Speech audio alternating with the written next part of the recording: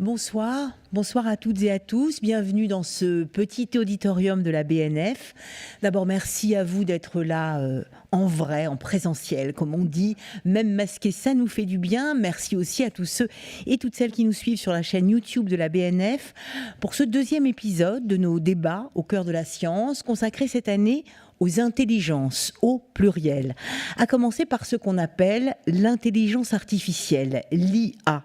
Y a-t-il une intelligence artificielle? Nous en avons débattu le mois dernier, nous allons plus loin ce soir en nous interrogeant, et vous pourrez d'ailleurs nous poser vos questions à l'issue de ce débat, en nous interrogeant sur les enjeux éthiques et sociaux de l'intelligence artificielle.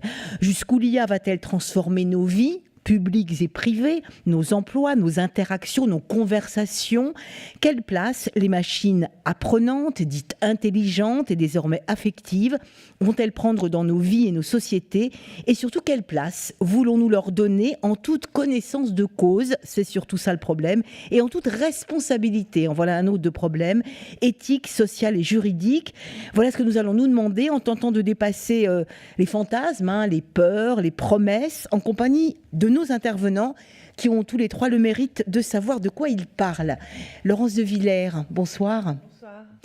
Vous êtes professeure à l'Université Paris-Sorbonne, directrice de recherche au laboratoire interdisciplinaire des sciences du numérique du CNRS. Et vos travaux, Laurence, portent sur les interactions homme-machine, notamment à travers la parole, la détection des émotions et la robotique affective. Vous êtes également membre du Comité national pilote d'éthique du numérique et également du Partenariat mondial sur l'IA, auteur de plusieurs ouvrages. Le dernier que vous dédicacerez d'ailleurs, Laurence, tout à l'heure, juste en sortant de cette conférence, s'intitule « Les robots émotionnels, santé, surveillance, sexualité et l'éthique dans tout ça ». Point d'interrogation. Face à ces toutes nouvelles questions éthiques, enfin nouvelles, qui se renouvellent, soulevées par l'IA, face à ces formidables puissances de calcul de ces machines apprenantes, toujours avec des guillemets, de ces robots émotionnels, encore avec des guillemets, se posent évidemment des questions juridiques et de gouvernance sur lesquelles vous travaillez. Antoinette Rouvroy, bonsoir. Bonsoir. Vous êtes philosophe du droit, chercheuse en sciences juridiques à Namur, en Belgique. Merci d'ailleurs d'avoir fait le voyage jusqu'à nous. Et depuis quelques années, vous travaillez sur ce que vous appelez la gouvernance algorithmique, ce nouveau mode de gouvernance qui se nourrit des données numériques massives. Comment ne pas se laisser calculer par tous ces algorithmes? Vous vous interrogez notamment sur la convergence de toutes ces nouvelles technologies, big data, machine learning, et vous n'hésitez pas à appeler à une vraie réflexion collective, donc à la fois éthique, juridique et psychologique pour tous, citoyens que nous sommes comme décideurs, une réflexion et des interrogations que vous partagez. Dominique Cardon, bonsoir. Bonsoir. Alors vous êtes professeur de sociologie, vous dirigez le Media Lab de Sciences Po qui interroge précisément les relations entre le numérique et nos sociétés. Vous êtes l'auteur de plusieurs ouvrages, Culture numérique aux presses de Sciences Po et À quoi rêvent les algorithmes, nos vies à l'heure du big data, paru au Seuil en 2015. À quoi rêvent les algorithmes, à quoi rêvent les robots et comment reprendre la main sur nos rêves humains justement face au pouvoir grandissant des machines que nous avons rendues intelligentes, avec tous les guillemets qui s'imposent, mais jusqu'où? Allez, pour ouvrir ce débat et relever les défis éthiques et sociaux de l'intelligence artificielle, un petit retour en arrière s'impose dans les trésors de la Bibliothèque nationale, consultable bien sûr sur le site Gallica. Nous avons comme chaque fois déniché une perle, la voici. C'est la une du numéro 31 de la revue Le Petit Inventeur, journal illustré, paru le 1er janvier 1929.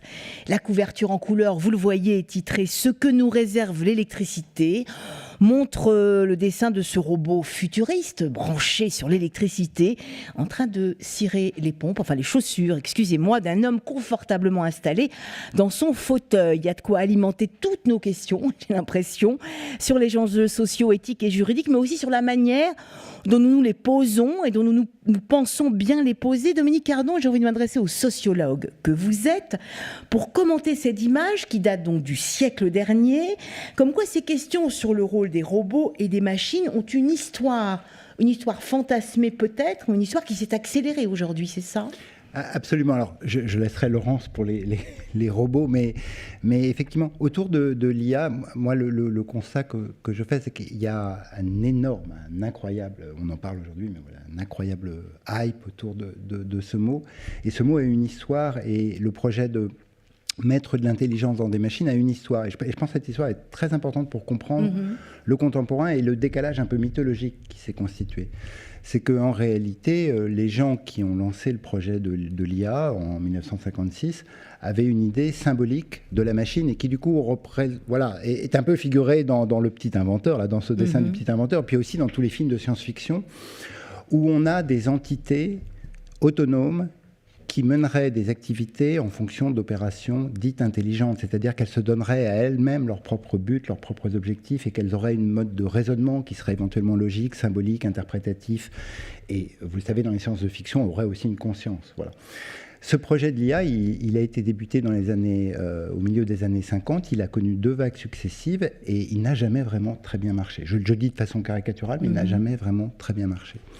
Et là, on est dans une 3e vague de l'IA qui a une histoire longue à laquelle Laurence a participé, mais qui est réapparue de façon forte avec des résultats extrêmement impressionnants à partir de 2010-2012, et qui, lui, n'a pas du tout pour projet de rendre les machines intelligentes au sens de ce petit dessin. Et il a pour projet d'épouser la société en y prélevant plein de données avec une machine assez bête, extrêmement statistique, mais qui développe des modèles d'apprentissage. Et à la différence du modèle dit symbolique, où la machine raisonne et du coup a une forme d'intelligence auquel on pourrait prêter éventuellement des attributs humains, même si nous ne savons pas très bien ce qu'est l'intelligence humaine, là on a une machine qui perçoit. En fait, elle perçoit des formes dans énormément de données et elle les apprend dans des modèles, et ce modèle est dit connexionniste. Alors, ce qui est en train de bouleverser beaucoup de champs de recherche, puis d'application de services, etc., c'est ces nouvelles techniques d'apprentissage qu'on appelle réseaux de neurones profonds, qui sont en train de se mettre en place. Alors, si j'ai fait ce petit rappel historique, c'est pour dire qu'on a, je crois, dans nos sociétés, un décalage entre la transformation scientifique, qui est vraiment c'est une sorte de Big Bang, parce que ça modifie toutes les gens qui faisaient de la recherche avec des méthodes symboliques, sont en train de se dire il faudrait que je mette de l'apprentissage dans les laboratoires de recherche. Et puis l'image publique qu'on a de l'IA, où on a gardé cet imaginaire qui a été inventé en fait par les fondateurs de l'IA symbolique dans les années 50. Je rappelle toujours cette petite anecdote frappante, mais qui est typique, qui est que Marvin Minsky, qui était un des pères de l'IA des années 50, était le conseiller scientifique de Stanley Kubrick pour 2001, l'Odyssée de l'espace. Et en réalité, tout cet imaginaire de la machine à conscience, de l'intelligence à conscience, n'est pas ce qui est en train de se faire. Parce que ces machines, en fait, elles prennent des données dans nos sociétés, elles fabriquent des modèles avec ces données, puis elles font des probabilités sur les chances que tel événement puisse apparaître dans le monde, et puis elles corrigent leurs erreurs, elles viennent en fait d'un modèle beaucoup plus cybernétique dans l'affaire. Et donc on ne rend pas la machine intelligente, on produit des artefacts qui se déploient dans notre environnement de plus en plus pour fabriquer de l'intelligence à l'interaction avec les données. Et donc je pense qu'on va beaucoup débattre de données que nous, les humains, nous produisons. Donc la machine ne s'est pas isolée de nos sociétés, elle s'est en fait encastrée en réalité et prélève par une série d'extensions successives dans le temps, dans l'espace, des données de plus en plus nombreuses pour essayer de fabriquer des modèles de plus en plus pertinents, mais qui sont plutôt des modèles de perception plutôt que des modèles de raisonnement, même si on le dira sûrement tout à l'heure avec Laurence, on peut évidemment mettre du raisonnement sur ces techniques d'apprentissage. Laurence de Villers, justement, j'ai envie de vous demander, puisque vous travaillez sur ces interactions machines, que font véritablement ces machines et qu'est-ce que aujourd'hui ces robots qui n'ont plus rien de ce robot sur la couverture du Petit Inventeur font vraiment, sont capables de faire vraiment? Qu'est-ce qu'on leur apprend? Ce n'est qu'une question de données, ce n'est qu'une question de calcul. En plus, les termes sont compliqués. Intelligence artificielle, neurones. Donc, précisez-nous tout ça, Laurence de Villers, puisque vous travaillez dessus et depuis de nombreuses années. Oui, en fait, il faut reprendre l'histoire quand même, parce que l'intelligence artificielle dont vous parlez dans les années 50 se développe sur 2 axes. L'axe symbolique, qui va enrichir peut-être l'idée de science-fiction dont vous avez parlé, mais aussi un axe connexionniste. Cet axe-là vient aussi de la même époque, puisque c'est l'idée en fait de faire du biomimétique, c'est-à-dire de reproduire des neurones comme les neurones de notre cerveau. Donc on en fait un modèle mathématique en 1943. Vous voyez, c'est pas récent. Le premier système d'apprentissage à partir d'un réseau de neurones, c'est le perceptron de Rosenblatt, ça date de 57. Et derrière, toute l'idée, c'est qu'en fait, nous, quand on apprend, finalement, on apprend par renforcement de certains liens entre nos neurones. On n'a pas des variables dans la tête, on a une intelligence qui apprend de façon distribuée. Et donc, toute l'idée de l'apprentissage machine, c'est de simuler cela, même si on prend des neurones artificiels, qu'on les met en réseau, on va essayer de faire un système multicouche capable d'adapter un certain nombre de paramètres qui sont finalement la sensibilité d'apprentissage qui peut exister dans le vivant. Et on a là créé des machines qui au début ne marchaient pas. Moi, j'ai passé ma thèse en les utilisant pour faire de la reconnaissance de la parole, le bas niveau perceptif. Disons que c'était pour passer du signal vocal représenté sous forme de vecteurs de paramètres en phonèmes, qui sont les sons de la langue. Eh bien, pour faire cela, j'utilisais ces modèles de neurones, mais ça mettait 1 mois sur un VAX, parce qu'à l'époque, je n'avais pas de machine qui pouvait paralléliser les calculs. Or, derrière tout cela, ce sont des calculs mathématiques, des matrices, et en ce moment, nous avons une puissance de calcul qui est révolutionnaire par rapport à ce qu'on avait à l'époque. On travaillait déjà sur des données, on travaillait déjà sur les challenges, mais les données, quand on en parlait, eh bien, c'était un peu sale, c'était pas le pétrole à l'époque.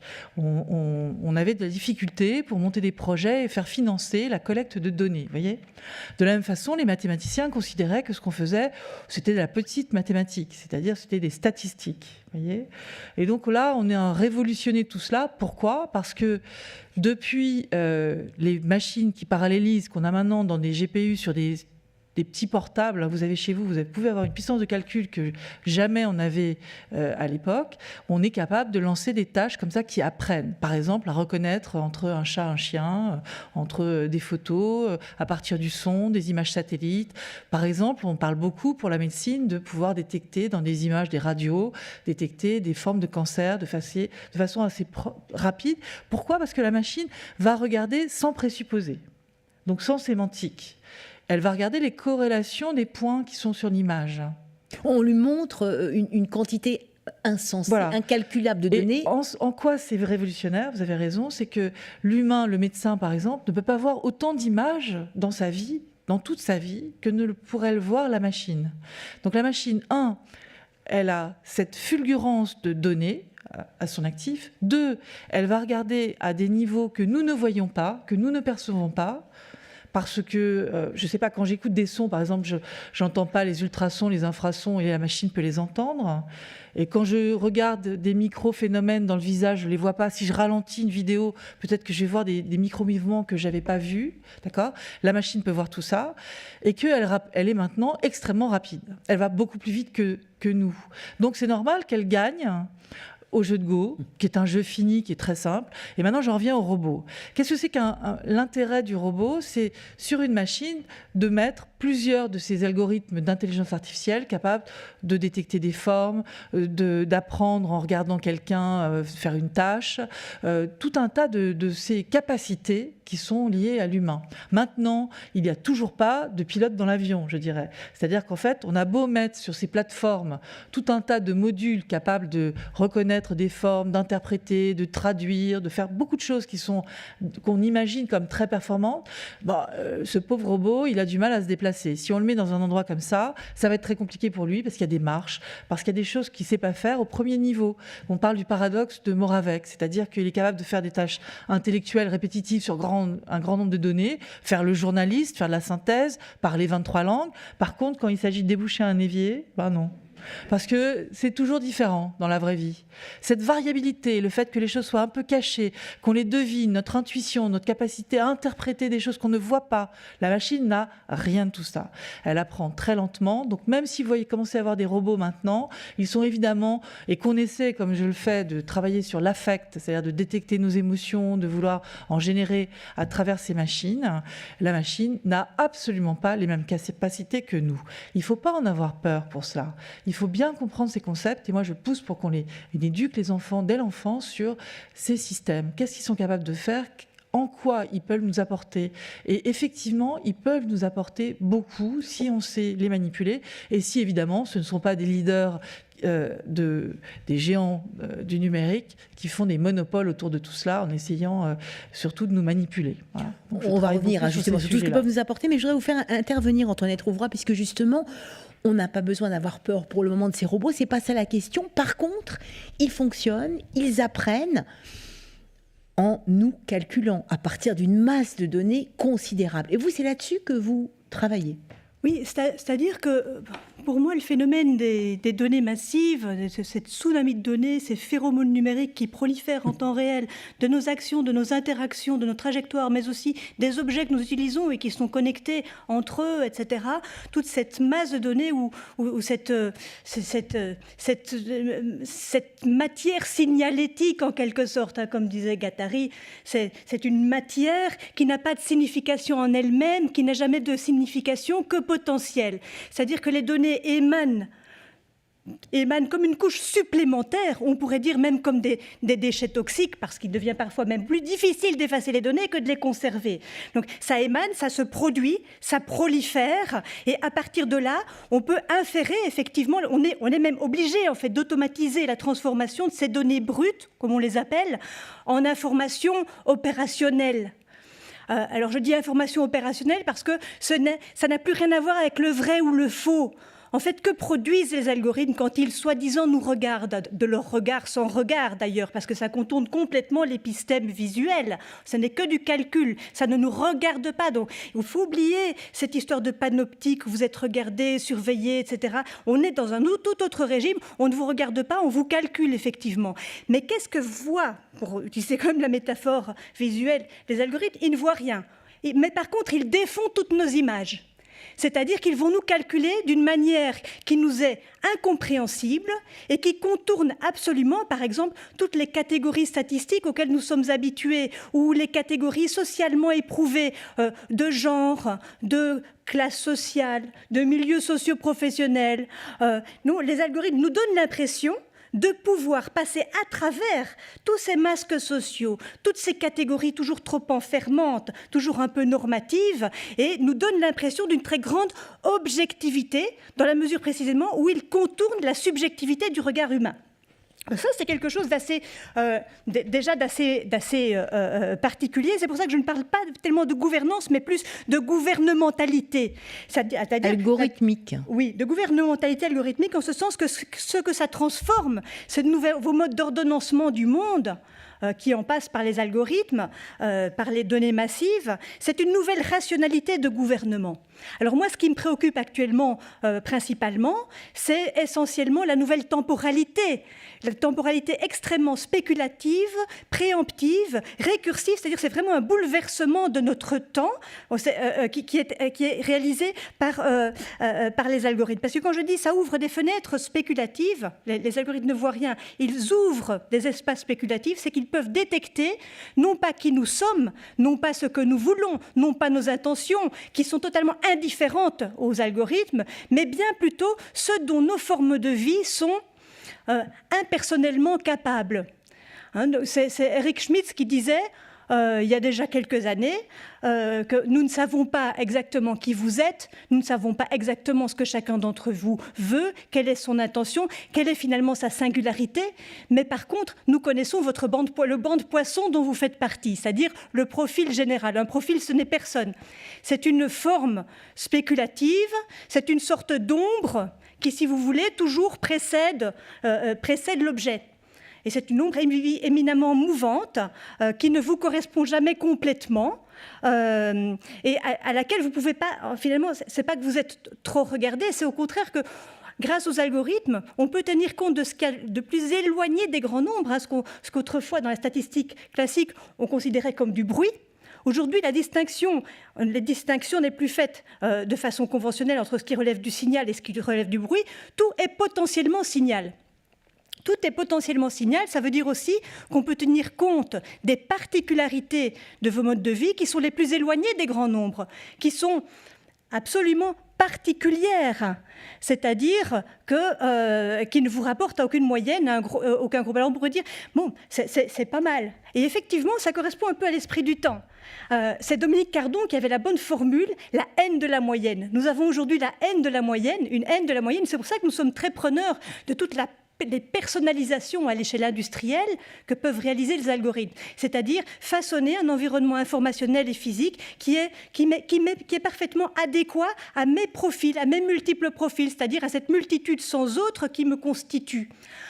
Nous voulons chacun être reconnu, non pas comme la ménagère de moins de 50 ans, mais comme unique, créative, un être absolument génial qui sort de l'ordinaire, etc., qui est irréductible à aucun groupe. Et c'est précisément ça que proposent les algorithmes. Alors, un autre aspect qui me semble vraiment important relativement au temps, hein, cette fois-ci, c'est que on a toujours considéré que l'incertitude radicale, c'est-à-dire l'excès du possible sur le probable calculable, que cet excès-là, cette incertitude radicale, constituait jusqu'à présent une limite qui s'imposait, si vous voulez, à l'action intentionnelle ou à la volonté intentionnelle des acteurs. Grâce aux algorithmes de machine learning, c'est exactement l'inverse. Si vous voulez, s'ouvre à nous la perspective d'une gestion ou d'une non-gestion, ou d'une ingouvernance, si vous voulez, d'une ingouvernance du monde social sur le mode du trading à haute fréquence. Le trading à haute fréquence, c'est quoi? C'est la digestion en temps réel de l'incertitude, c'est-à-dire la détection, non pas de ce qui arrive, mais des émergences possibles, et la possibilité pour les acteurs d'agir par avance sur ces nouveaux espaces spéculatifs, c'est-à-dire sur ces opportunités et ces risques, de façon préemptive, de manière à faire advenir, effectivement, parmi tous les possibles, le seul possible qui convient à la fonction objective de l'algorithme, c'est-à-dire à l'intérêt sectoriel de celui qui utilise l'algorithme. Avant de faire réagir Laurence de Villers, je voudrais votre point de vue, Dominique Cardon, parce que en écoutant Antoinette Rouvroy, je me dis à la fois, mais c'est formidable, c'est génial, si on peut être précisément hors des cases. Et en même temps, j'entends bien que derrière, il y a d'énormes enjeux. Je ferai réagir Laurence aussi, mais là je voudrais avoir votre point de vue. C'est un débat qu'on a avec Antoinette depuis très très longtemps, et toujours avec plaisir. Et l'argument est effectivement exactement celui que vient de dire Antoinette, c'est-à-dire alors, la réserve que fait le sociologue moins philosophe, en fait, qu'Antoinette, c'est qu'en réalité, je pense que l'imaginaire de cette intelligence artificielle, c'est celui qui est décrit. Sa réalité, c'est que pour l'instant, ça ne marche pas du tout. Voilà. Ça marche très très mal, et qu'en réalité, pour l'instant... C'est autre chose qui se passe, en fait. Voilà. C'est pas la question du vrai ou du faux, ni d'ici ça marche, ni ça marche pas. Moins ça marche, à la limite, mieux ça marche. Ouais. Exactement. Alors, on pourrait dire ça. On pourrait dire ça. Moins ça marche, mieux ça marche. Oui, parce qu'on fait attention à la machine, hein.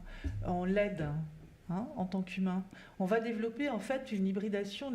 La connaissance générale des personnes sur ces outils est très faible parce qu'ils ne savent pas quels sont les algorithmes qui sont derrière. Ah oui. Mais comme ils nous imitent, on a tendance à être en empathie vis-à-vis d'eux. Vous faites un aspirateur tout simple, quand il est cassé, les gens le ramènent chez Darty en disant « je veux le même, il connaît ma maison, il a un nom ». Non mais on projette sur ces machines des formes de vie quelque part, ou de connaissances, où ils sont proches de nous, ils sont dans notre intimité, ils sont chez nous, les agents conversationnels leur parlent. Vous ne pouvez pas imaginer à quel point les gens vont aller vers ces sujets. Et donc au Japon, moi j'ai entendu comme critère que c'était important pour que finalement on accepte ces différents outils, qu'ils aient l'air effectivement pas dominants. Et donc, il est utile donc de jouer avec ça. Donc, ça joue beaucoup sur les affects, en fait, et c'est des vraies décisions pour nous embarquer dans l'idée qu'on peut les aider à s'améliorer. Il faut qu'on soit empathique avec nos machines. Ouais. Dominique Cardon. Non, alors, le point de discussion, parce qu'évidemment, il y a une affaire statistique derrière, c'est qu'on a beaucoup fait de statistiques dans lesquelles on prédit toute une série d'événements pour les gens, et où on leur donne un score de crédit. Voilà. Est-ce qu'on va leur accorder leur crédit ou pas en fonction de variables qui étaient les variables symboliques, qu'évoquait tout à l'heure Antoinette. Et aujourd'hui, il y a des modèles qui viennent dire on va arrêter de représenter la société, âge, sexe, revenus, etc., et faire des modèles interprétables de ce type-là. On va prendre les données de caisse, les tickets de caisse du supermarché, on va prendre les traces de navigation sur Internet, et puis on va y mettre aussi de la mobilité géolocalisée, et puis on va faire un modèle des gens. Et ce modèle, et c'est exactement ce qu'indiquait Antoinette, il va être plus personnel parce qu'il va tracer des singularités des personnes qui seraient sous les définitions catégorielles et arbitraires que nous avons définies sur l'âge, le sexe, le revenu, etc. Et donc il y a cette prétention à aller finalement capturer quelque chose qui serait plus singulier et plus subtil du sujet pour lui faire une prédiction qui serait plus adaptée. Et moi, je pense qu'une des raisons d'une partie du succès, mais un peu commercial, c'est des relations publiques, des gens qui fabriquent ces algorithmes, c'est de nous dire ça. On va calculer la société autrement parce qu'on en a assez de représenter les gens dans ces fameux catégories, clusters de groupes. On va pouvoir calculer plus finement. Et alors, quand je dis que ça ne marche pas, c'est qu'aujourd'hui, quand même, la plupart des algorithmes qui font ces choses-là reviennent quand même vers la moyenne parce que, évidemment, il y a cette potentialité des big data. On pourrait tout aspirer, tout mettre ensemble, et dans ces cas-là, ce rêve un peu laplacien, en réalité, de dire qu'il y aurait un ordre immanent du monde dont on pourrait découvrir la structure parce qu'on serait à un niveau quasiment atomistique, en réalité, c'est que la réalité, c'est qu'ils ont finalement pas assez de données, ils n'ont pas forcément les bonnes données, et on a beaucoup d'enquêtes. Je pourrais raconter une magnifique enquête qui a été faite à Stanford. Ils ont pris c'est des familles américaines qui sont suivies de la naissance des enfants jusqu'à 40 ans. Ils sont interviewés tous les ans avec des questionnaires incroyablement longs. On a toutes les informations sur leur vie sociale, leur vie éducative, leur vie familiale, leur vie extrascolaire, etc. Et puis, ils ont lancé cette masse de données absolument énorme de données sociales à toute une sorte d'équipe de recherche en machine learning pour faire le meilleur modèle de prédictif de la réussite sociale ou de l'emploi. Tous ces modèles donnent des résultats minables. Voilà. Et donc la conclusion, c'est que finalement, il est probable que ce qui est en train de se jouer dans le deep learning, c'est parce qu'on a, comme l'a très bien dit Laurence, on a des données à un niveau granulaire. L'image, c'est des pixels, il y a rouge, vert, bleu. On a le son qu'on a granularisé. Donc, quand la donnée initiale est extrêmement granulaire, on peut se passer de toute théorie, on enlève tout, on met le résultat final, puis on fabrique un modèle d'apprentissage.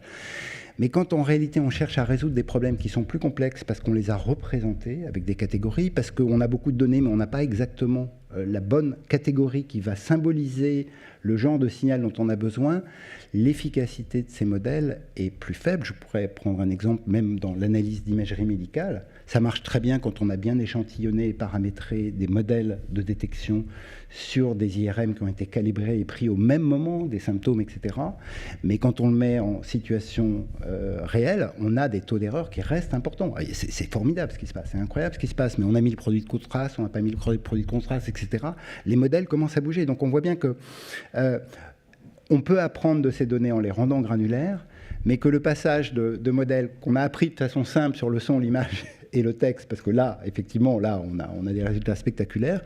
Quand on commence à rencontrer les données du monde social et qu'on bascule le modèle dans des données plus réelles, en apprentissage, on dit ça ne généralise pas. Voilà, ça généralise pas si bien que ça, et du coup, ça commet beaucoup d'erreurs, et du coup, ça revient souvent vers des résultats où on est vers la moyenne. Laurence de Villers, alors là, vous qui êtes vraiment les mains sous le capot, enfin voilà, et qui travaillez sur des agents conversationnels, la parole, l'interaction entre machines, je vois que vous n'êtes pas tout à fait d'accord. En fait, les données de comportement, c'est des données réelles. Hein. Enfin, Oui, mais votre ticket de caisse dans tel supermarché, c'est pas le ticket de caisse dans l'autre supermarché. Si les deux bases de données ne sont pas connectées, on rate tout. Voilà. Oui, mais enfin, les recommandations d'Amazon vous recommandent plein de livres que vous avez achetés en librairie. Voilà. Le réel est souvent plus complexe que la base de données qu'on a. Enfin bon, moi je pense qu'à l'heure actuelle, on va chercher à travers ces systèmes, je suis en train de travailler sur des normes là-dessus, sur la manipulation subliminale, c'est-à-dire en fait sur le fait qu'on va calculer dans votre comportement, qui va plus loin que le ticket de caisse, qui va être scruter ce que vous regardez sur Internet, et énormément d'informations que peut-être vous n'avez même pas en tête, pour aller chercher des signaux qui vous ramènent plutôt dans un groupe et vous envoie des informations marketing, publicitaires ou de la politique, vous faire changer d'avis. C'est le grand jeu actuel de tous ces systèmes qu'on appelle du nudge. Nudge, incitation à faire, ça vient des travaux de Richard Thaler en 2017, prix Nobel, prix d'économie en 2017. Et donc moi je travaille actuellement sur ces sujets-là, en poussant des robots à venir questionner des gens ou des enfants à l'école, et en essayant de nudger verbalement. Ce sont donc des informations qu'on va chercher dans la tessiture de la voix, etc., qui marchent très bien. Et comment justement, je vais vous faire réagir Antoinette, mais comment vous travaillez avec ces robots, avec ces agents conversationnels? Qu'est-ce que, voilà, vous avez travaillé sur les robots émotionnels, enfin là encore un mot, on a bien compris qu'il nous fallait de la compassion pour ces robots, parce que sinon ça ne marche pas, ou pour nos machines, nos petits outils qui sont nos doudous aujourd'hui. Mais justement, comment est-ce qu'on interagit avec des machines et comment ça marche tout de même? Alors, donc le sujet que j'ai abordé, moi je travaille sur les émotions, en modélisant des émotions dans les machines depuis les années 2000, parce que j'avais des systèmes avec des agents conversationnels qui répondaient au téléphone sur des tâches, et quand quelqu'un n'était pas content, il disait « Ah, ça marche pas ce truc !» Et la machine disait « Veuillez répéter votre question ». Vous voyez, il y avait un moment où on a entendu des trucs comme ça. Et donc, dans la tessiture de la voix, il me semblait que c'était important de pouvoir améliorer un peu la réponse que faisait le système. Donc, j'allais chercher des traits liés à la colère, etc. Donc, j'ai fait partie de ces gens qui ont débuté sur ces sujets. Ça avait débuté en 97 au MIT par les travaux de Rosalind Picard. Et en fait, c'est 3 grands domaines. Détecter les émotions, l'expression des émotions, évidemment pas ce qui est caché, on ne lit pas dans le cerveau. C'est l'expression que vous avez sur le visage, dans la voix, par les gestes, et qui marche plutôt... Enfin, qui marche pas bien, comme vous le dites quelque part, mais qui marche suffisamment pour nous manipuler déjà. C'est ça que je veux dire. C'est-à-dire que même si on n'est pas dans le marbre, d'ailleurs, perceptivement, vous savez, les humains entre eux, ils ne se comprennent pas tous. Et en plus, on travaille sur quelque chose qui est culturel, qui est lié à... C'est idiosyncrasique, des émotions. Ça vient de votre éducation, la façon dont vous interagissez. C'est lié à la hiérarchie. Au Japon, par exemple, ils ont une espèce de rire pour dire à son supérieur hiérarchique, je suis pas d'accord avec vous, mais je vais le faire quand même. Vous voyez, donc c'est multifacette. Le langage est d'une richesse incroyable. Donc bien évidemment qu'on ne va pas dans le marbre chercher la réalité, mais on cherche des indices qui permettent de savoir si vous êtes content, pas content, triste ou pas. Amazon Echo, par exemple, Alex Amazon va travailler là-dessus pour travailler sur l'isolement. Vous voyez le marché derrière, des gens isolés tout seuls chez eux qui vont commander un service et on va leur envoyer de la publicité. Vous allez avoir des machines de plus en plus qui vont venir vous proposer des choses parce qu'elles ont décelé des petits facteurs comme ça. C'est pas une réalité, c'est pas ça. On va chercher de plus en plus grâce à ces algorithmes, avec ces objets, à vous représenter. Pourquoi donc on peut vous manipuler facilement? Parce que vous ne savez pas ce que c'est, vous n'avez pas d'imagination de ce que ça peut être. Quand vous êtes sur Internet et vous cherchez des choses, Google travaille là-dessus aussi, et il ne va pas chercher vos tickets de caisse, il va chercher si vous avez aimé ça, quels sont vos amis. Facebook fait la même chose, vous propose des nouveaux amis parce qu'ils pensent les mêmes choses que vous, sur des aspects assez fins, assez faux peut-être de temps en temps, mais qui sont quand même révélateurs d'un pouvoir derrière qui est caché, et c'est absolument pas normal, c'est totalement dissymétrique. C'est-à-dire qu'on n'a pas conscience de tous ces algorithmes qui sont derrière, qui nous profilent, qui nous mettent dans des bulles, qui nous renvoient des choses qui ont été décidées par autrui, qui mettent un ordre dans ce que vous cherchez sur Internet. Tout ça, c'est de la manipulation plus ou moins déguisée, et il est important de monter sur des normes en Europe pour dire, attention, on veut que les gens soient au courant. Donc, ce n'est pas le consentement avec des pages et des pages sur lesquelles personne ne lit. Il va falloir éduquer et qu'on prenne tous conscience de cela. Et si on peut pousser les industriels, parce que des normes, c'est dire aux industriels, attention, on est conscient de ça, on ne veut pas que ça se passe comme ça. Et vous mettez peut-être, je ne sais pas, des clignotants pour dire là, je profile la personne ou je ne sais quoi. En tout cas, qu'on soit conscient de ce qui se passe. Sinon, on va être terriblement dans un monde où il y a une petite partie de la société qui manipule l'autre, Et donc il faut, si je vous entends bien, on va y revenir, et je vais vous faire parler évidemment Antoinette, il faut à la fois de l'éducation, il faut comprendre de quoi il s'agit, il faut se rendre compte de ce qui se passe réellement et pas de nos peurs à nous, mais bien qu'on ait calculé, que tous ces ordinateurs apprennent ces expressions faciales à coup de calcul, parce qu'on leur en montre. Bien sûr. Une quantité folle. Donc il faut qu'on comprenne ce qui se passe et qu'ensuite on installe des normes. On va y venir, des normes juridiques, des normes éthiques, très compliquées. Bon, il y a les règles juridiques, donc ça vous avez compris ce que c'est, je pense. Interdiction 2, donc sous peine d'amende. Bon, la CNIL fait le grand gendarme. il y a des règles, on ne peut pas vérifier. Ils n'ont pas les armes pour aller vérifier ce qui se passe. Donc là où on veut travailler, c'est... Les juristes sont très bien parce qu'ils disent il faut faire ci, il faut faire ça. Mais derrière, il faut que les industriels soient capables d'aller lever le capot de la machine. Et c'est pas facile parce que l'apprentissage machine, c'est pas forcément explicable. Donc on a bien entendu, ce ne sont pas des raisonnements symboliques, ce sont des matrices de chiffres. Donc il va falloir rendre ces matrices plus explicables. Et puis il faut les encadrer. C'est-à-dire qu'il faut donner aux médecins des batteries d'exemples où la machine doit se comporter de telle manière, ou lui montrer des exemples pour lesquels elle fait des erreurs. Il faut arrêter de dire que les machines ne font pas d'erreurs, elles en font énormément, mais très différentes de nous. Nous faisons des erreurs sur certaines choses, les machines en font d'autres. Et ça, il faut apprendre à le manipuler. Dès l'enfance, il faut éduquer sur le pouvoir de ces machines dont il ne faut pas avoir peur pour certains sujets. En même temps, il faut interdire, évidemment, n'importe quelle application. Ce n'est pas parce qu'on sait faire, vous voyez bien là en bioéthique, ce qui se passe. On ne sait pas parce qu'on sait produire des choses ou manipuler la génétique qu'on le fait.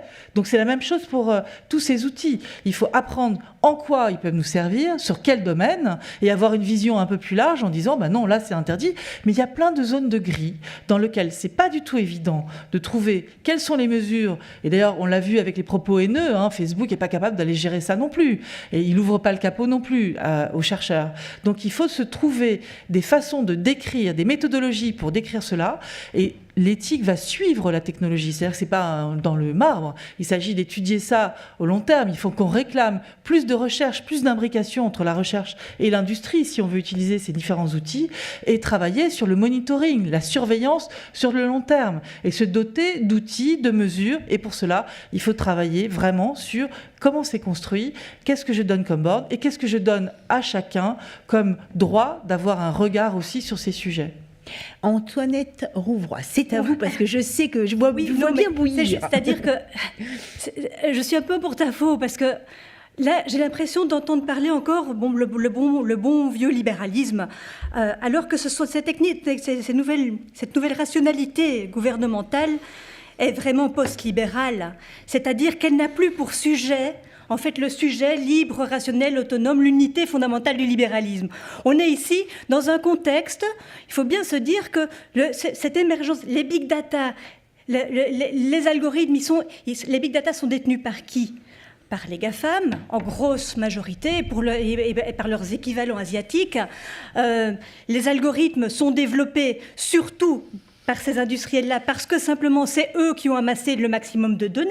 Ils en ont plus que n'importe qui d'autre, donc ils ont les moyens de développer. Bref, on est face à un phénomène qu'il faut quand même appeler de son nom, c'est-à-dire on est face à un capitalisme numérique. Un capitalisme numérique qui n'en a strictement rien à faire du sujet, de l'éthique fondée sur le sujet, etc. Non, il y a tout d'abord, on est passé à un autre monde, un monde qui est post-sémiotique. C'est-à-dire que ce que manipulent les algorithmes, ce ne sont pas des individus, ce ne sont pas des sujets, la manipulation des sujets, etc. J'entends la crainte, mais bon, je pense que la critique doit être plus radicale, c'est-à-dire, non pas politiquement radicale, mais aller à la racine des choses. Et la racine des choses, c'est ce tournant sémiotique.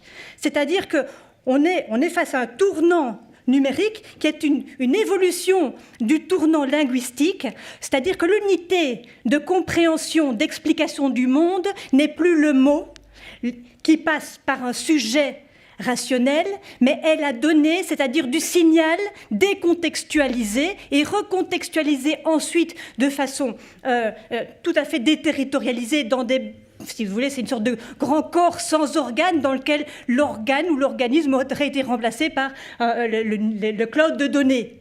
On va dire ça. On est dans un autre monde. Alors, moi, je veux bien... Bon, je suis juriste moi-même, donc ça me fait mal au ventre de devoir le dire, mais un droit qui se contenterait de dire il faut faire du droit éthique ou de l'éthique juridique, l'éthique, la régulation éthique de l'intelligence artificielle, mais je suis désolée, mais c'est complètement à côté de la plaque si on ne comprend pas d'abord que, par exemple, la notion de données à caractère personnel n'a absolument aucun intérêt dans ce contexte de données massives. Il n'y a pas de données personnelles, la donnée, elle est fondamentalement relationnelle. Ce qui donne de l'utilité, de la valeur, de la signification à une donnée, ce n'est pas son contexte référentiel, c'est-à-dire sa densité en information, ce qu'elle renseigne sur une personne individuelle. Non, c'est la potentialité qui sera d'autant plus grande précisément qu'elle est insignifiante, c'est-à-dire qu'on la rend amnésique de son contexte de production, amnésique finalement de la singularité de la vie dont elle ne témoigne plus en fait, mais qu'elle fragmente, pour pouvoir justement être corrélées. C'est-à-dire les données, pour participer au capitalisme numérique, doivent voyager léger, c'est-à-dire sans contexte référentiel, pour davantage pouvoir participer et être enrôlées dans toutes sortes de calculs, qui ensuite vont, si vous voulez, permettre quoi ? De la spéculation, c'est-à-dire non pas manipuler des individus, manipuler ce que les gens vont vouloir, mais au contraire, adapter la normativité à la sauvagerie des faits. Donc, en fait, l'hubris aujourd'hui, il est là. Il est précisément dans cette volonté, non pas de domestiquer, mais en anglais on dit de leverager, c'est-à-dire de profiter ou d'exploiter l'incertitude radicale de nos comportements. On n'est pas en Chine. En Chine, ça se passe différemment. Ici, au contraire, l'enjeu est de libérer toutes les pulsions. L'enjeu n'est plus du tout de cadrer les comportements dans certaines limites. L'enjeu, c'est le désapprentissage de l'intelligence de toute limite.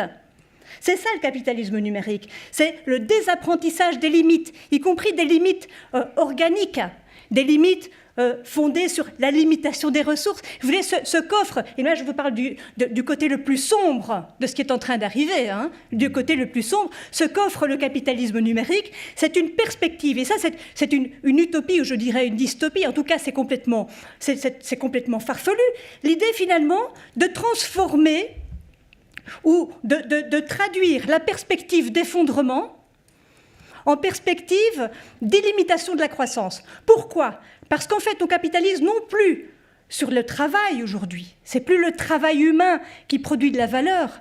Ce n'est même plus tellement les organismes vivants, bien qu'il y ait le biocapitalisme, etc. Ce sont les données. Et les données, c'est du pur virtuel.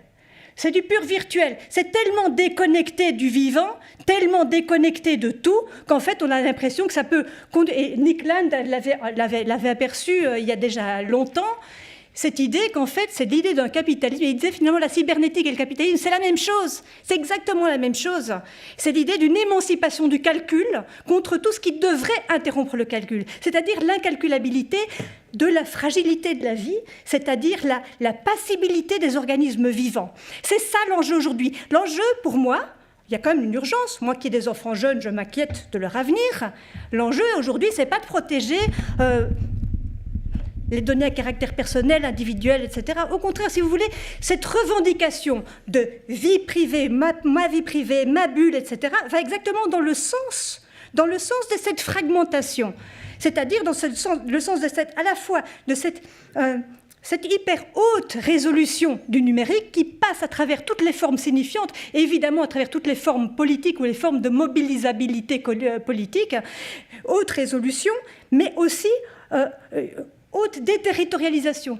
Et la déterritorialisation, si vous voulez, c'est ce que Frédéric Neyrat avait cette phrase que je trouve admirable. Moi, en une phrase, il a tout résumé. Il dit finalement les deux mots dont meurent aujourd'hui les sociétés, c'est cette utopie de l'indemne qui vient de cette idée cette idée d'une indemnité. C'est-à-dire que, quoi qu'il arrive, de toute façon, les technologies vont nous sauver. On peut continuer à tout détruire. Cette idée qu'on va être indemne parce que les technologies vont nous sauver, l'intelligence artificielle va nous sauver, etc. Donc, on peut continuer à tout détruire. Et cette idée de la programmabilité des conduites, ce qui est absolument... effectivement, ça ne marche pas. Bien entendu, ça ne marche pas. Mais quand je disais tout à l'heure, moins ça marche, mieux ça marche, c'est précisément ça.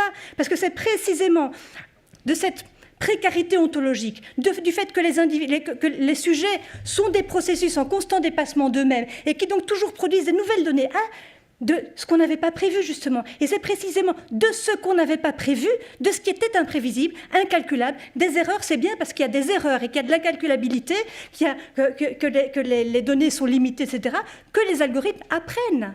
Si vous voulez, on est face, vraiment, quand je dis c'est un nouveau monde, pour la rationalité moderne héritée de Kant, c'est un renversement complet de perspective en même temps qu'une nouvelle baffe narcissique Ça à l'être humain. promet, ma chère Antoinette, parce que du coup, on se demande quels sont les enjeux. Moi, je pensais qu'on allait parler effectivement d'enjeux éthiques, d'enjeux juridiques, de questions Si ça, pour c'est l'emploi. pas un enjeu éthique, excusez-moi. Mais c'est un enjeu totalement énorme. Mais Dominique Cardon, je ne vais pas vous demander de nous rassurer, mais quelles sont les pistes par rapport à ça, et est-ce que vous partagez aussi ce que vient de dire Antoinette, c'est-à-dire que finalement, les vraies questions, les vrais enjeux ne sont pas du tout ce que l'on croit. Nos peurs ne sont pas celles qu'on devrait avoir. Pour en revenir à l'image du robot, c'est vraiment pas ça le problème, et vraiment pas ça la question. Ouais, alors moi, je sais pas, du coup, je me trouve dans une situation. Je vais faire le modéré dans l'affaire. La prochaine. Moi, je partage avec Antoinette l'idée que les débats éthiques top-down depuis les institutions, etc., sont importants et nécessaires, voilà, mais qui sont un peu vains, parce qu'évidemment, en réalité, alors là, moi, mais vous savez, c'est très concret. Hein, donc en réalité, il y a plein d'intelligence artificielle, on parle de plein de sujets en même temps, donc faire une norme, une règle juridique sur plein de sujets, c'est bien pour se donner des orientations. Donc il faut que ce soit plus transparent, il faut que ce soit auditable, il faut qu'il y ait du consentement. Enfin bon, on peut pas être contre, mais évidemment, en fait, on n'a pas dit grand-chose quand on n'a pas fait ça, et surtout quand on n'a pas fait, mais ça, tu l'as très bien dit, Antoine, Laurent, c'est qu'il faut une implémentation, en réalité, de ces normes. Alors moi les choses auxquelles je suis attentif, c'est d'abord au fait que demander une auditabilité, une transparence des algorithmes, c'est très important. Je pense qu'il faut vraiment le faire. Il faut le faire surtout vis-à-vis des grands acteurs du web dont on a parlé. Ça, c'est absolument évident. Ils masquent tout, ils cachent tout, ils répondent pas. Enfin, il y a un code de conduite, ils répondent à un vague questionnaire tous les ans, mais on ne sait pas, c'est pas vérifiable, c'est pas auditable, c'est problématique.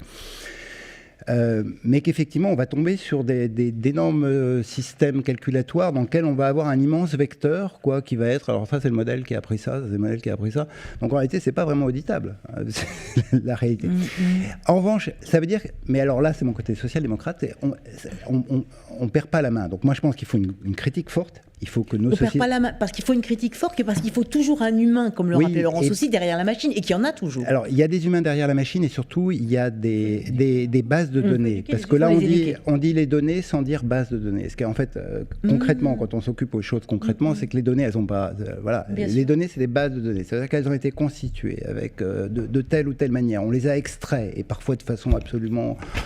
problématiques et scandaleuses, mais on les a extraits avec des formats, des cadres. Il faut auditer les bases de données qui servent à l'apprentissage des modèles, parce qu'en réalité, les modèles qui nous calculent, qui nous prédisent et qui nous promettent autant de choses, en réalité, ils ont été fabriqués sur ces bases de données, et c'est les bases de données qui produisent les biais. C'est les bases de données qui génèrent les futurs calculs. Alors, c'est pas les seuls, parce qu'évidemment, les objectifs d'apprentissage qu'on va donner vont jouer un rôle central.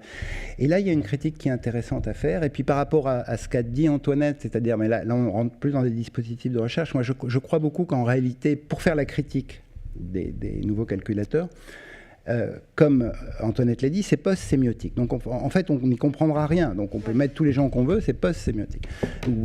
Donc il faut remettre autour du calcul des systèmes de rétro-ingénierie qui nous remettent des variables ou des patterns qui soient symbolisables et compréhensibles pour effectivement exercer une critique, pour voir si l'algorithme qui dit qu'il fait ça, le fait réellement, et de retrouver des chemins, on appelle ça des validations ou de la vérification post-hoc, a bien fait ce qu'il dit avoir fait. Alors après, ça devient très prosaïque parce qu'il faut prendre les chantiers un par un. Et dans ces chantiers un par un, il y a aussi des différences importantes à faire, parce que alors là, moi, je parle vraiment l'avis, mais c'est aussi ce que la directive européenne à donner, c'est qu'il y a plein d'endroits où moi ça ne me pose pas de problème, mais il faut qu'il y ait un consensus de nos sociétés pour dire que si on n'y comprend pas tout, c'est pas très grave. Voilà. Là, tous dans la salle, vous comprenez rien aux modèles qui servent à faire la prévision météorologique. Bon, mais vous en servez. Voilà, hein, mais vous y comprenez strictement rien, hein, et ce serait très long. Ces modèles, pour l'instant, ils sont plutôt symboliques, mais ils vont de plus en plus utiliser des techniques d'apprentissage. Ça ne me gêne pas. Voilà, ça ne me gêne pas. Mais évidemment, si ces modèles font de la détection d'émotions pour ensuite essayer de faire un détecteur de mensonges dans le cas de cours criminels, ça m'ennuie. Voilà, gravement. Donc, il faut pouvoir et donc, on voit bien qu'il va falloir évaluer le risque des prédictions dans nos sociétés et trouver des manières de se dire qu'il y a des moments où, effectivement, ce calcul peut peu appréhendable. Il y a des endroits où il va falloir le rendre symbolique parce qu'on va avoir besoin de le vérifier. Et là, pour vraiment finir et conclure, parce que là, je partage vraiment vos points de vue, il ne faut pas laisser les grands opérateurs du numérique faire eux-mêmes cette vérification ou bien dire aux autorités de régulation, bah oui, vous voyez, je l'ai bien fait. Il faut absolument que les régulateurs, les sociétés, et les sociétés, ça veut aussi dire la société civile, les ONG et les chercheurs, puissent accéder et faire ces vérifications de façon indépendante. Laurence de Villers, est-ce que c'est possible justement de faire ces vérifications, vous qui êtes, est-ce que vous qui faites aussi partie de nombreux comités d'éthique pour réguler l'IA, et internationaux et européens, est-ce que c'est possible? Est-ce que c'est faisable? Est-ce qu'il y a une volonté de le faire aussi? Je crois que sur l'Europe, on a montré qu'on avait une volonté de le faire, et qu'il faut être solidaire aussi et pousser, parce qu'on va pas... Même si on souhaitait demain se passer de toutes ces technologies, il ne faut pas rêver. Vous les avez sur votre téléphone et partout, sur votre ordinateur, dans votre voiture. Il y a de l'IA partout, vous en avez. Et la plupart du temps, quand on dit, quand on diabolise les données, comme on vient de l'entendre, du coup, qu'est-ce que ça a comme répercussion? Ça a un espèce de paradoxe aussi, c'est que vous donnez vos données sans arrêt sur le téléphone, parce qu'elles s'en vont auprès des géants du numérique qui capturent comme ils veulent les données sur notre territoire. Et par contre, quand on dit donnez vos données pour qu'on fasse des modèles qui soient souverains, sur lesquels on travaille ici, où on essaie effectivement de les rendre plus transparents et de les faire correctement, là, plus personne ne veut donner ces données. Vous voyez ? Donc, moi, j'ai l'impression de dire, maintenant, c'est terrible. Je vous raconte un espèce de paradoxe. Sur l'Europe, on veut travailler... Moi, je viens de la technologie de la langue, donc on travaille sur des modèles dans le laboratoire où je suis de traduction, de reconnaissance de la parole, d'identification de la langue, tout un tas de choses comme ça. Figurez-vous que sur l'Europe, on met en avant le plurilinguisme, en disant, dans la langue, j'ai la culture, je sauvegardais les cultures de chacun, ce qui est formidable. Mais jusqu'à présent, la traduction, comment elle marche? Comment elle marche la plupart du temps? Et dans les systèmes utilisés par l'Europe, ça marche avec une langue pivot. Quelle est la langue pivot? C'est l'anglais. Ouais. De moins en moins, on va aller vers ça. Maintenant, on fait du mais il y a quand même langue sur les vecteurs. Bah oui, non, on va faire du multilingue. Pour l'instant, je viens moi d'écouter ça pendant 3 jours. C'était encore avec une langue pivot qui était l'anglais. Si vous regardez le nombre de technologies qui sont développées dans le monde, 60% sur la langue est faite sur de l'anglais. Et très très peu sur nos langues européennes. Donc il faudrait un petit peu renverser la vapeur. Si on veut effectivement pouvoir les utiliser et ouvrir les capots et vérifier ce qui se passe et avoir des technologies souveraines, il faudrait aussi que nos industries soient émergentes. Ce qui se passe pour l'instant, c'est en Europe, en tout cas, c'est une peur d'un côté assez, fantasmée, et de l'autre, parce qu'on n'est pas à la fin du monde, il ne faut pas exagérer, c'est pas parce qu'on a des portables et des algorithmes qui permettent de reconnaître des chiens et des chats qu'on en a partout. C'est à nous de dire ce qu'on veut faire, c'est à nous de dire aux politiques quelle est votre vision du monde, comment vous voulez organiser cela. Et moi je suis sidérée de voir, et je le demande au gouvernement tous les jours, dès que je peux, dès qu'on me donne la parole, j'ai écrit ce livre « Vagia à l'Élysée » pour dire pourquoi on ne débat pas là-dessus, pourquoi le numérique est sous, finalement, le ministère de l'économie? Et les sciences du langage sont de la culture. Pourquoi il n'existe pas un ministère qui englobe le fait qu'on en a besoin d'en parler pour l'éducation, pour la santé, pour tout un tas de choses, pour l'écologie? Ce n'est pas la solution, évidemment, à l'écologie, parce que ça coûte en énergie, tout ça. Bien sûr que non. Oui, c'est un point qu'on n'a pas abordé aussi. Mais c'est une équation qu'il faut calculer. On doit trouver des marqueurs de tout cela. On doit rendre plus transparent le fait que tout ça est là, que c'est invisible sur votre portable, c'est invisible dans toute la vie autour de vous, et que chacun a aussi sa responsabilité dans tout ça lorsqu'il va travailler, regarder sous Google, avoir un portable de Apple, etc. On doit les pousser, ces industriels, à jouer le jeu correctement. Et pour l'instant, ce n'est pas le cas. Et les BATX, les Baidu, Alibaba, etc., qui sont les pendants des GAFA, Google et Meta qui arrivent bientôt, sont terribles parce qu'ils sont là sur le pouvoir économique de tout ce qui est en train d'être fait.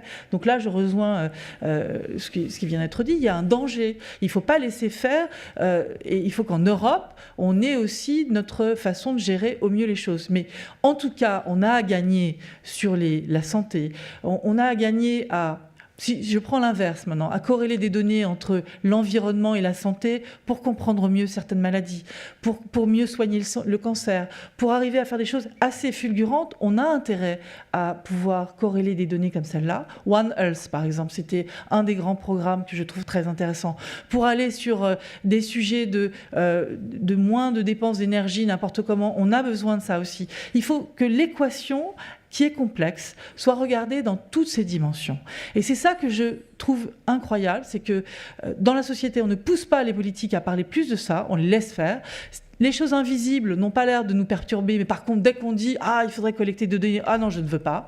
Donc, il y a en cela à rationaliser et à trouver comment on peut équilibrer et comment on peut rester souverain de notre culture, parce que c'est ça qui est en jeu.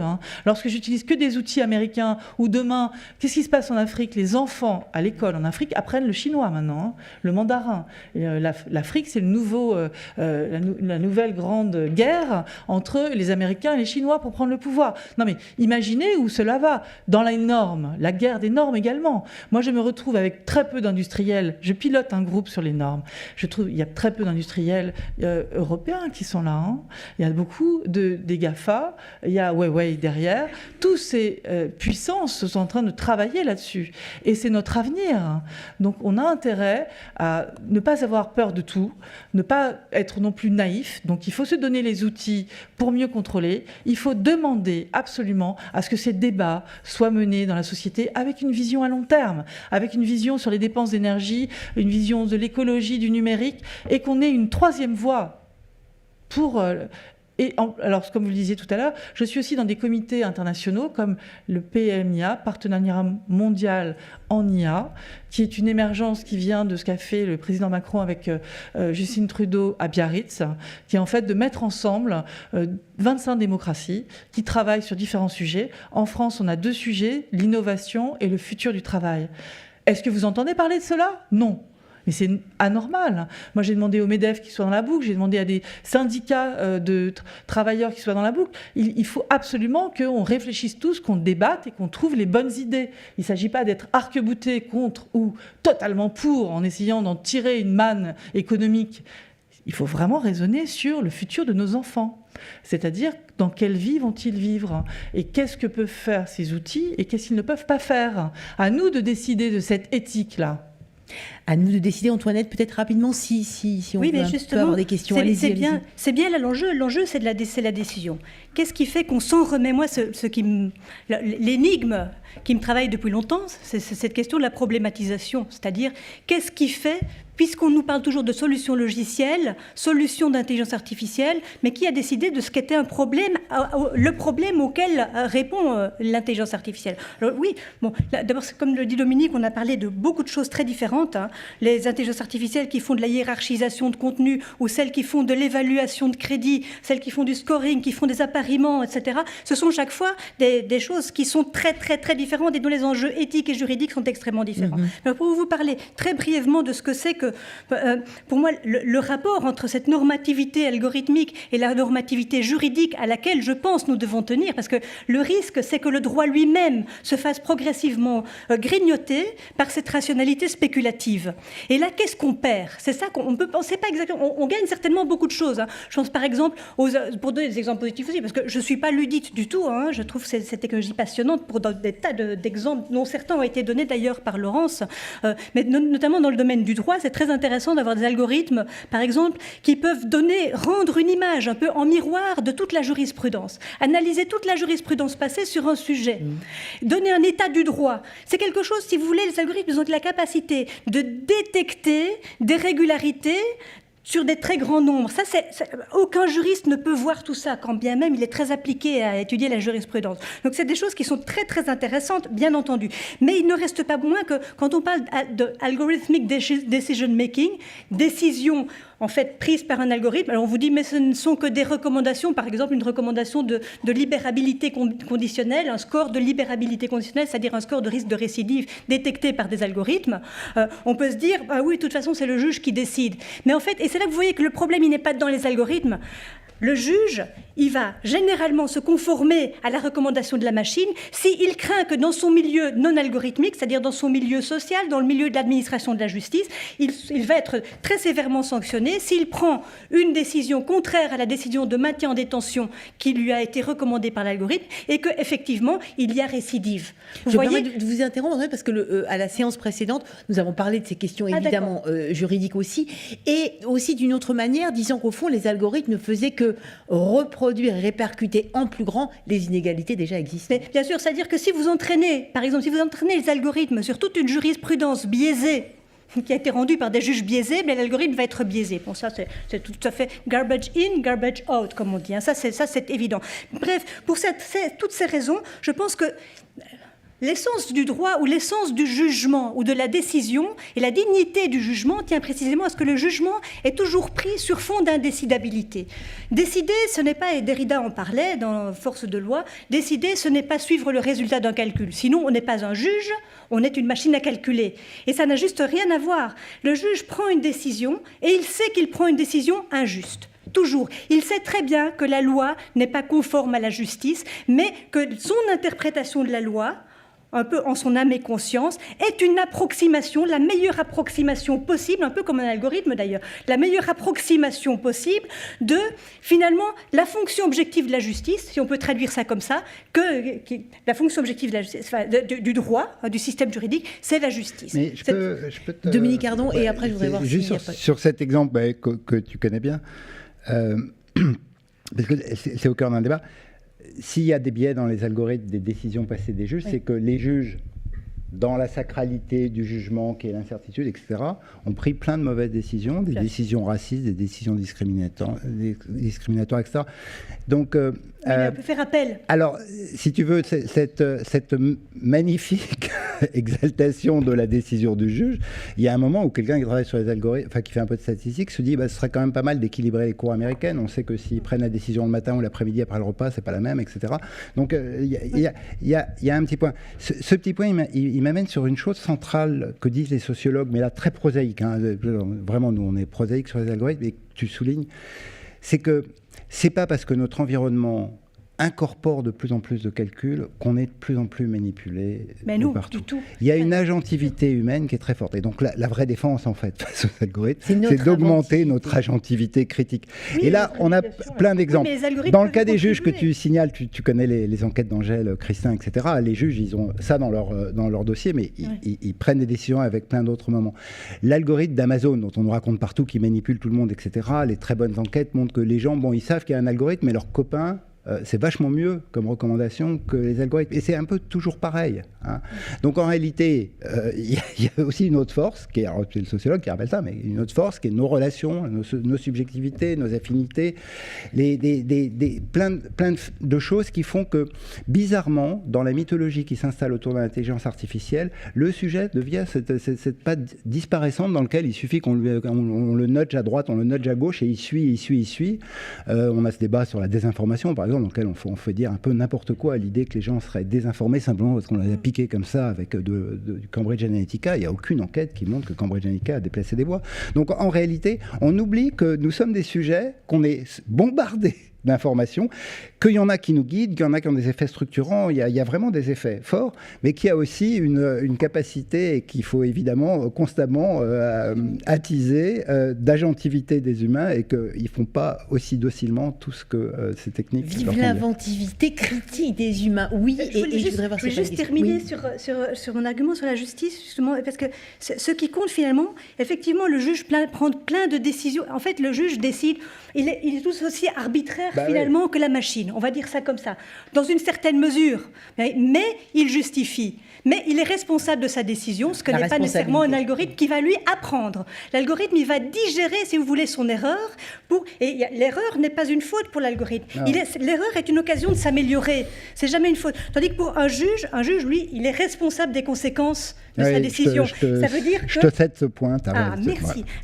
Ça veut dire aussi qu'il y a, parce qu'on sait ça, parce qu'on sait que le juge est imparfait, contrairement à la mythologie finalement qu'on se fait un peu de l'algorithme parfait, objectif, etc., qu'on se fait que dans la mentalité commune, comme on sait que le juge est imparfait, c'est pour ça que finalement le droit est une sorte de dogmatique, c'est vrai c'est dogmatique, hein, mais c'est une dogmatique consciente d'elle-même et qui dès lors organise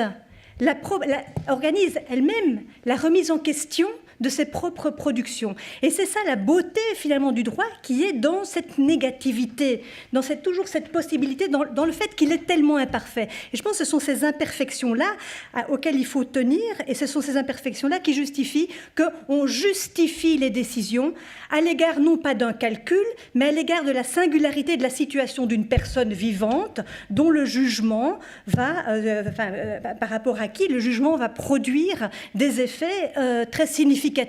Responsabilité, décision, créativité et inventivité humaine. Est-ce qu'il y a des questions parmi tous les sujets qui sont là? Et oui, parce qu'il va falloir qu'on arrête un peu plus tôt. Donc il y a un micro qui tourne. On va peut-être prendre plusieurs questions et comme ça je vais avoir un petit peu de mal à m'exprimer par rapport au niveau du débat, mais est-ce qu'on a du recul? Est-ce qu'on a des études sérieuses sur le comportement des gens depuis l'arrivée du Minitel, depuis Internet, depuis 30 ou 40 ans, quoi? Est-ce qu'il y a vraiment des études très sérieuses sur le comportement des humains? Vous voulez répondre? Je sais pas, il y a un nombre important, plus de 10, 15, je sais pas, de personnes qui ont des portables.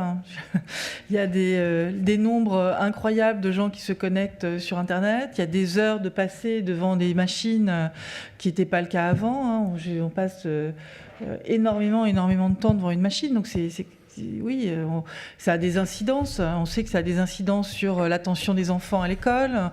On sait que il y a eu des quantifications. Il y a de nombreuses études qui montrent, en tout cas, que ça a des répercussions non négligeables et qu'il faut éviter, pour les petits enfants, par exemple, d'être devant des écrans. Il y a des littératures incroyables sur la petite enfance par rapport à ces machines.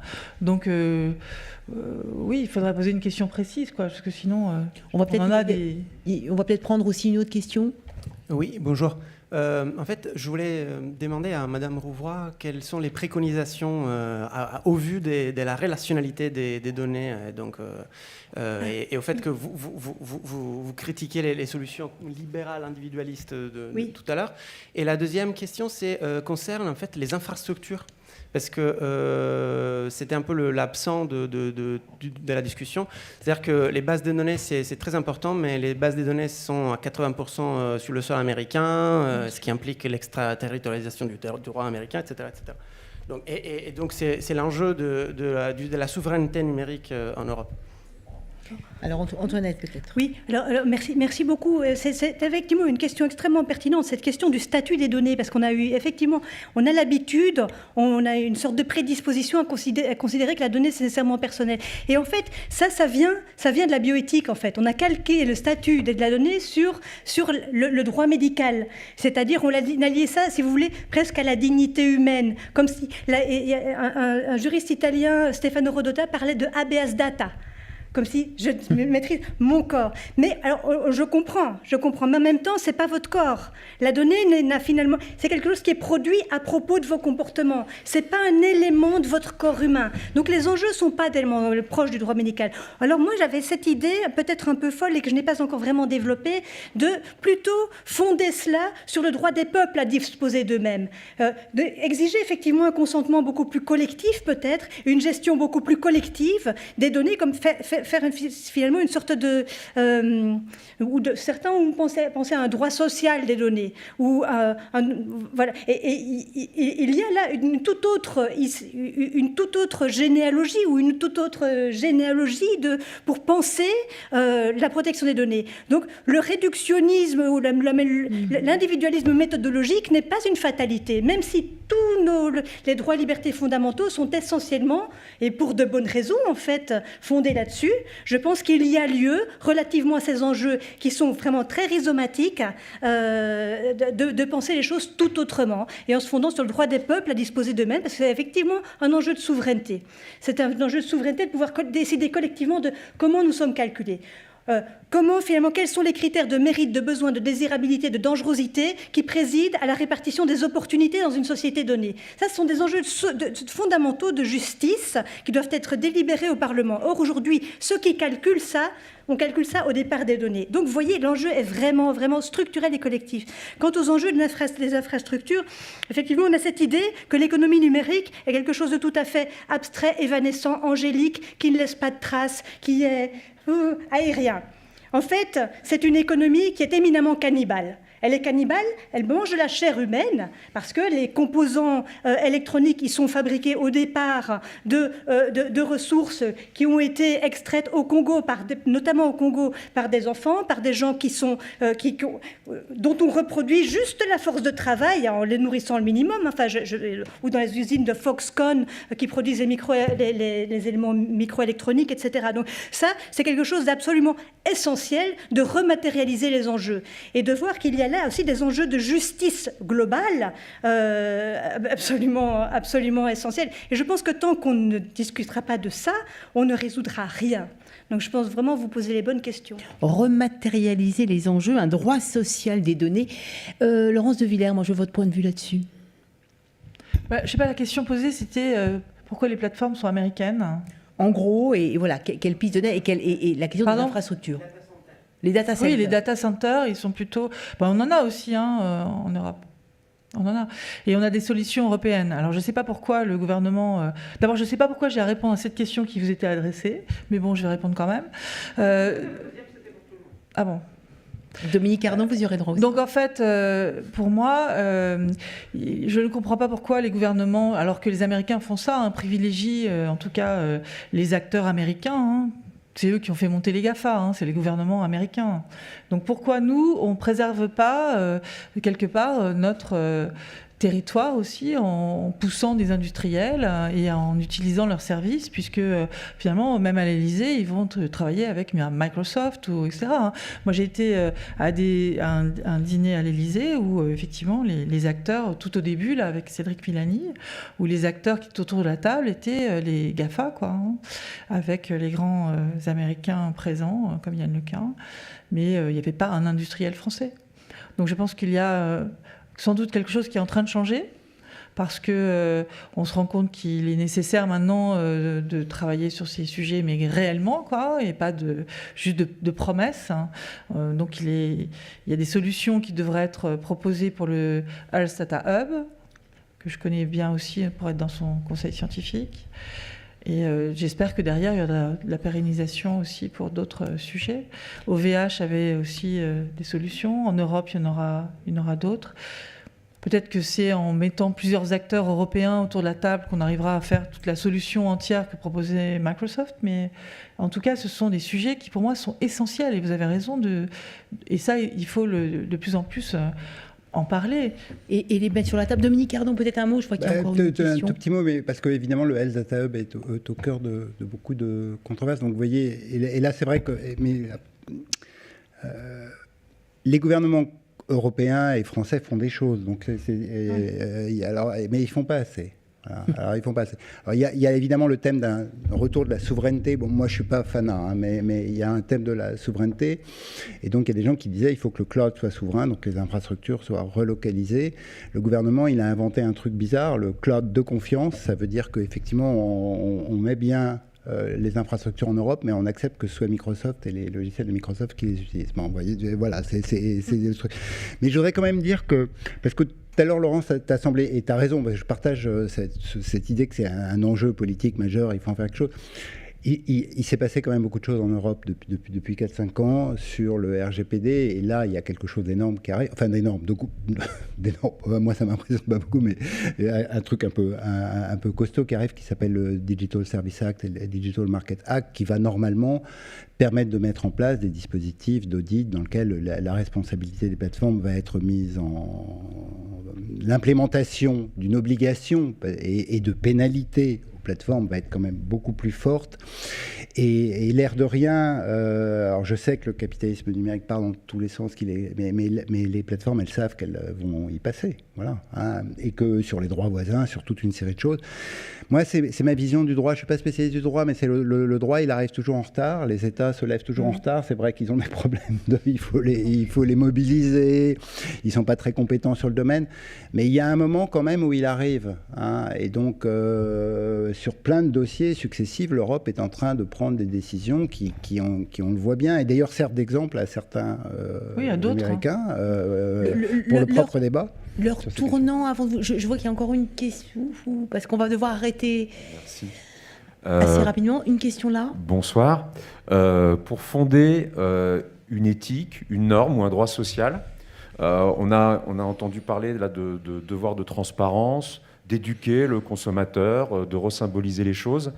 Est-ce qu'on devrait gérer l'actuel ou est-ce qu'on devrait intégrer un principe de précaution, essayer d'anticiper aussi ce que pourrait devenir l'intelligence artificielle, peut-être en limitant la corrélation des données, peut-être de certains domaines, ou en ayant des règles spécifiques à la géolocalisation, des choses comme ça. Est-ce qu'il y a des anticipations qui seraient souhaitables d'avoir ou des stratégies spécifiques ?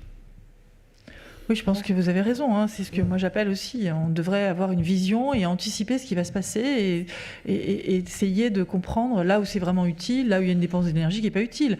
C'est pas utile que tout un chacun fasse du métavers, hein, avec des antennes 5G et 1/1000 de notre territoire recouvert de data centers pour que tout le monde ait la capacité d'utiliser ça pour aller jouer. Hein. Donc à côté de ça, sur la santé, il y a des choses qu'on peut faire qui sont utiles pour tout le monde. Et je pense que là, il faut comprendre qu'il faut donner nos données, qu'il faut travailler ensemble. On pourrait faire ça pour aussi beaucoup d'autres données dans la société. Le fait d'être solidaire et de comprendre que c'est une intelligence collective qu'il faut mener avec débat autour de ce qui est tolérable ou pas, avec anticipation, avec des facteurs, avec des marqueurs qu'on va calculer sur tout ça, qui seront peut-être un peu faux, peut-être un peu vrais, mais c'est une dynamique qu'il faut avoir et qu'il faut continuer. Donc pour moi, vous avez raison, il faut pouvoir anticiper et avoir une vision à long terme.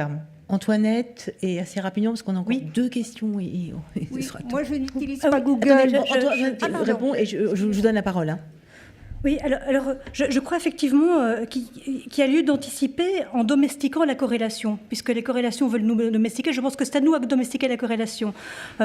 Et c'est un enjeu de droit, c'est un enjeu juridique. Comment on fait Eh bien, par exemple, vous savez, par exemple, je ne sais pas comment ça se passe en France, mais en Belgique, par exemple, les assureurs n'ont pas le droit les assureurs sur la vie n'ont pas le droit de tenir compte des données génétiques. Quand bien même les informations, un diagnostic génétique aurait été donné volontairement par le preneur d'assurance de manière à prouver, par exemple, qu'il n'est pas à risque génétique et donc avoir un avantage comparatif par rapport aux autres personnes assurées ou avoir une baisse de sa... Vous voyez, donc il y a des asymétries informationnelles, par exemple, qui sont protégées par le droit. Le droit protège contre la transparence dans un certain nombre de cas.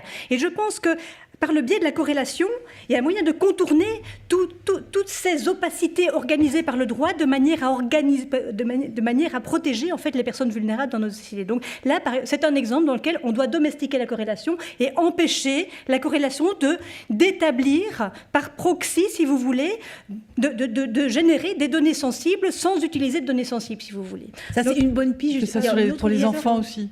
Il y a plein de projets comme cela. Hein. Sur les personnes vulnérables, personnes âgées, on est tous en train de dire qu'il faut faire attention. Et par secteur, et pour certaines catégories de personnes, il faudrait faire absolument des différences. Oui. Mais par ailleurs, je pense qu'il faut sortir du fétichisme de la donnée à caractère personnel.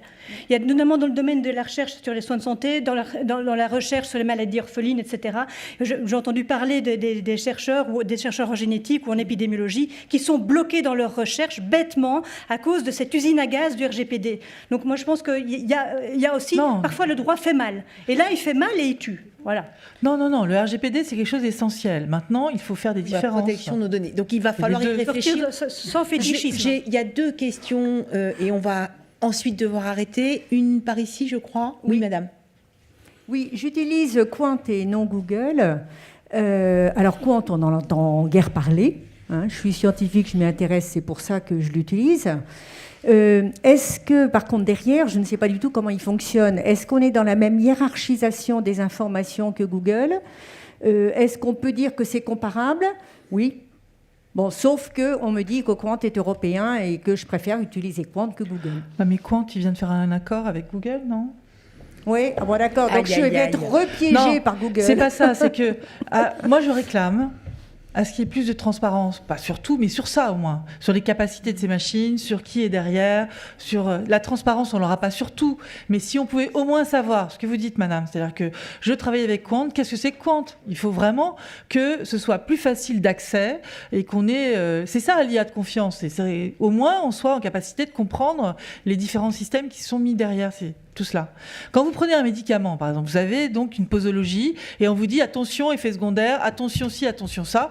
Moi, je veux que sur les algos, on ait leur capacité, qu'ils ne soient pas capables de changer comme ça sans qu'on soit du tout informé et qu'on soit des cobayes de Google, Alexa, Amazon. Rappelez-vous, Facebook a fait des expériences sur nous pour voir la propagation des émotions dans un grand nombre, auprès d'un grand nombre de personnes, en changeant la façon dont les gens parlaient. Donc, il y a en cela à comprendre, c'est pas à nous qui allons vous répondre sur toutes les questions, il faut absolument tout un chacun dans la société réclame ça, réclame le droit à avoir plus de transparence sur ce que font les GAFA. Dernière question. Oui, j'avais une question sur l'informatique affective. Donc, on parle de plus en plus des thématiques liées à l'informatique affective et les robots émotionnels notamment. Et comment on peut imaginer en fait l'application de cette technologie dans l'industrie ? Oui. Et comment est-ce qu'on doit craindre une surveillance, voire un contrôle dans nos prises de décision, puisque les émotions sont quand même à la base un peu de notre libre arbitre. Est-ce qu'on doit craindre justement que les industries nous influencent à travers ça ? C'est là-dessus qu'on fait une norme. Donc moi, je suis sur ISO Affective Computing, des normes ISO tenues par des Chinois d'ailleurs, qui sont les leaders et qui veulent qu'on en mette partout. À mon avis, à la fois, il faut avoir conscience que ça peut être très intéressant de travailler là-dessus. Si vous suivez quelqu'un qui a des pathologies, qui est dépendant de drogue, des problèmes d'addiction, des problèmes, il y a tout un tas de maladies qui sont des maladies plutôt de comportement mental ou autres, qui sont où les patients pourraient être mieux surveillés. On pourrait vraiment avoir un gain sur cela. Maintenant, évidemment que l'utiliser pour vous manipuler sur Internet et vous faire acheter ci ou ça, c'est complètement, pour moi, inadmissible. Donc, on va aller sur, effectivement, des contraintes fortes pour les industriels, pour dire, en tout cas, si vous utilisez cela, la personne qui est en face doit savoir qu'il y a ces objectifs derrière et ces systèmes qui sont utilisés. On ne pourra pas tout interdire. En tout cas, il ne faut pas interdire la recherche pour qu'on soit au même niveau de capacité de compréhension des systèmes qui sont mis en œuvre, mais ça ne veut pas dire qu'il faut les développer dans n'importe quelle technologie, bien entendu. Merci beaucoup. On va d'ailleurs, votre dernière question nous amène vraiment au livre de Laurence de Villers que Laurence va dédicacer si vous sortez par cette sortie sur ma gauche. Merci beaucoup Antoinette Rouvroy pour pour nous avoir ouvert un peu les yeux et les oreilles. Merci Dominique Cardon autour de ces algorithmes, d'avoir été le sociologue un peu modérateur. Laurence de Villers, je vous remercie. Merci beaucoup à vous tous qui êtes ici. Rendez-vous si vous le voulez le 18 mars prochain ici même pour une prochaine conférence autour des intelligences avec un S animal. Et vous allez voir que là, il y aura de quoi faire. Rendez-vous aussi sur la chaîne YouTube de la BNF. Merci beaucoup à tous. Et donc, je vous rappelle que si vous sortez par cette sortie ici, Laurence de Villers va dédicacer son ouvrage. Merci à toutes les équipes de la BNF.